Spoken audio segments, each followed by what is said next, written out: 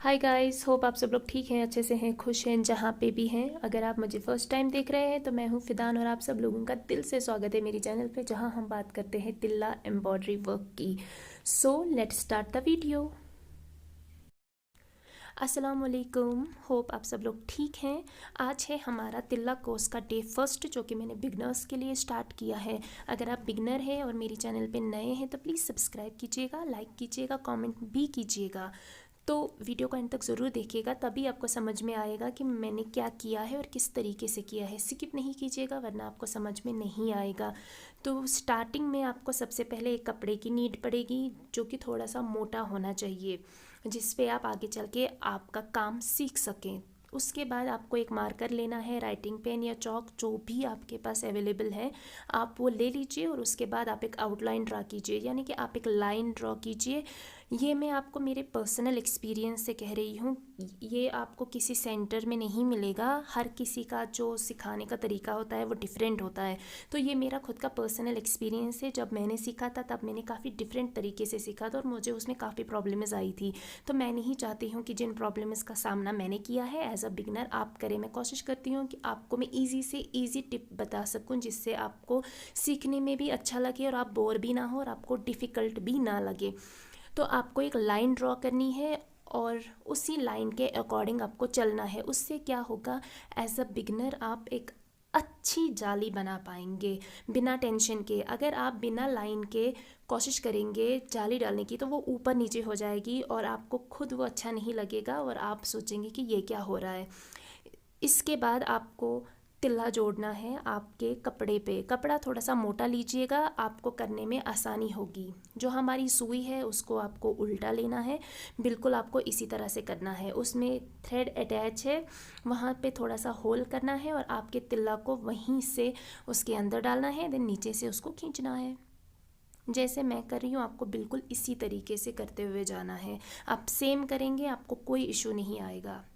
यहाँ पे कुछ लोग चाहें तो उसको नॉट कर सकते हैं, यानी कि गांठ बांध सकते हैं, और कुछ नहीं चाहते हैं आप लोग तो आप इसको नीचे से स्टिच भी कर सकते हो। आपकी मर्ज़ी है, आप दोनों में जिस तरह से कंफर्टेबल हैं। लेकिन अगर आप बिगनर है तो मैं आपको बोलूँगी कि आप स्टार्टिंग में नॉट दो, यानी कि आप गांठ बांधो इसकी।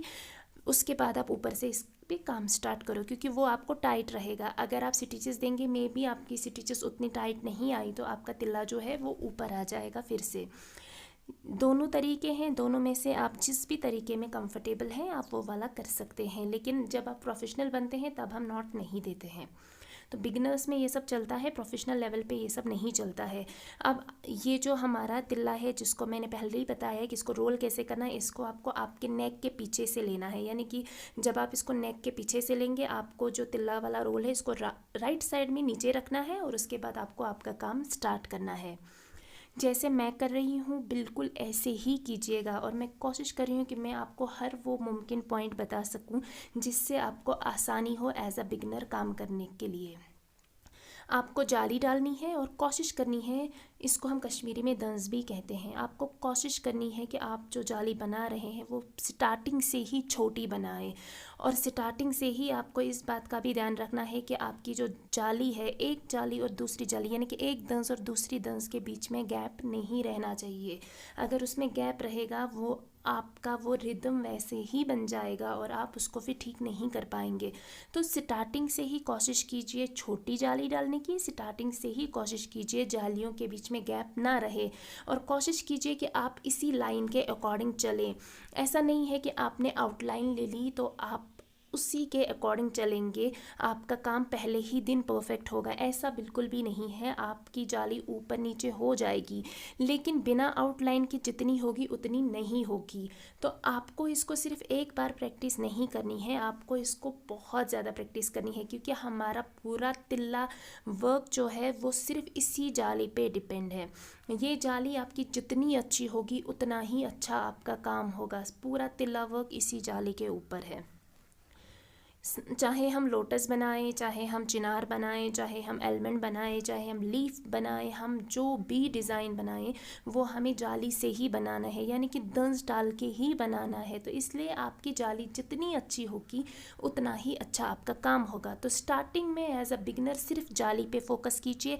आप ये मत सोचिएगा कि मैं जल्दी से जल्दी सीखूं और मैं काम करूं, नहीं, आप सिर्फ इतना सोचिए कि मुझे जाली अच्छी बनानी है, मुझे मेरे काम को बहुत अच्छे से सीखना है, बहुत अच्छे से करना है।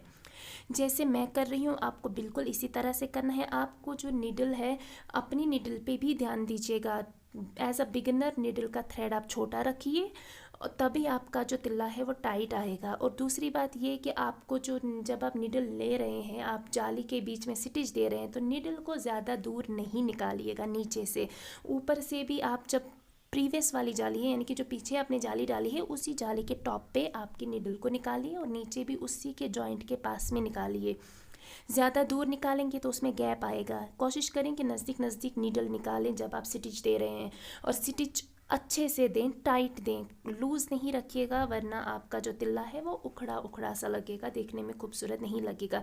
एज अ बिगनर आपकी जाली अच्छी नहीं बनेगी, ये मैं आपको खुद बोल रही हूँ, लेकिन आपको हिम्मत नहीं हारनी है। आपको ये नहीं सोचना है कि नहीं बनेगी, लेकिन जब आप 2 से 3 बार ही ट्राई करेंगे आपको तभी पता चलेगा कि आपकी जाली कितनी अच्छी बन रही है। इसीलिए जब आप इसको बार बार कंटिन्यूसली ट्राई करेंगे, 2 दिन, 3 दिन, 4 दिन, ये बहुत अच्छी बनेगी।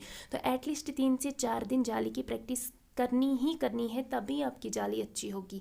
अगर आप आपका काम मेरे साथ शेयर करना चाहते हैं, मैं तो कहती हूँ कि करना ही पड़ेगा आपको आपका काम मेरे साथ शेयर, तभी मुझे पता चलेगा कि जो मैंने कोर्स स्टार्ट किया है आप उसकी प्रैक्टिस कर रहे हैं, और मैं नेक्स्ट वीडियो जो सेकंड पार्ट है वो आपके साथ शेयर करूं। तो आप मेरे इंस्टाग्राम पे मुझे आपका काम शेयर कर सकते हैं। अगर आप मुझे फेसबुक से देख रहे हैं तो प्लीज़ फॉलो कर लीजिए, और जो लोग फेसबुक से देख रहे हैं वो फेसबुक पे ही आपका अपना काम जो है मेरे साथ शेयर कर सकते हैं।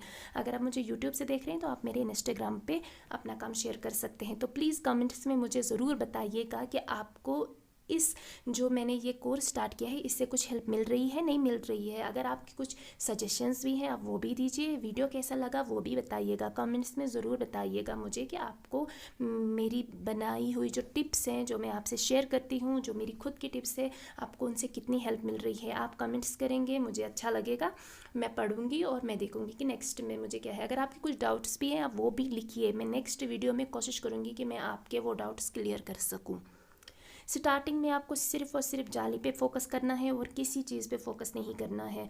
इंशाल्लाह मैं कोशिश करूँगी कि मैं आपके साथ ईज़ी से ईज़ी तरीका शेयर कर सकूँ। तिल्ला वर्क से रिलेटेड जो भी है, आप जल्दी से जल्दी बहुत अच्छा तिल्ला लगाना सीखें। लेकिन इतना आसान नहीं है क्योंकि हाथ का काम है, तो आपको एफ़र्ट्स डालने पड़ेंगे। अगर आप एफर्ट्स नहीं डालेंगे तो आप अच्छे से नहीं सीखेंगे।